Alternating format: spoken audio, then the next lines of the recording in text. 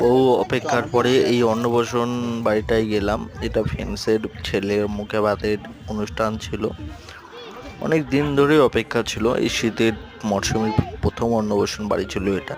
এখানে প্রথমে আমাকে খেতে দেওয়া হয়েছিল পাঁপড় ভাজা, মাছের মাথা দিয়ে বাঁধাকপির ঘন্ট, মুগের ডাল। খুব বাঁধাকপির ঘন্টটা মাছের মাথা দিয়ে খুবই ভালো হয়েছিল।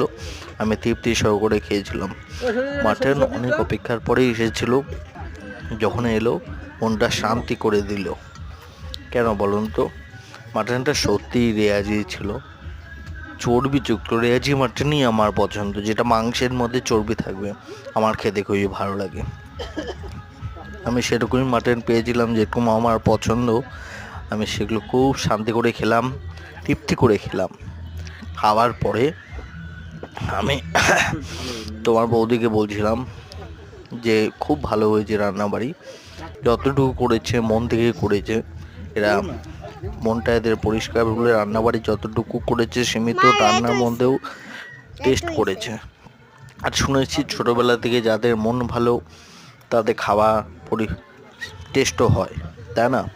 তারপরে আমার মাটন শেষ দেখে কেউ দিচ্ছিল না বলে তোমাদের বৌদি এক পিস নিজের পাত থেকে তুলে দিয়ে দিল, সেটা খেলাম।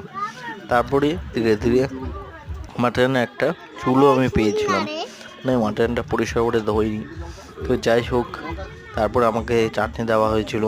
তারপরে হুড়মুড়িয়ে বললো আমার রসগোল্লা, যেটা আমার অত্যন্ত প্রিয়। সেটা একবারে সাবান করে দিলাম, আমি মুখের ভেতরে পুরো পুড়িয়ে দিলাম। এরপরে যখন দই এলো সেটাকে সাবার করে দিলাম, তারপর বাড়ি চলে এলাম। এবার তোমরাও আবার পরে ভিডিও দেখার জন্য চলে আসবে হুড়মুড়িয়ে। Tata, bye bye, next video দেখা হবে।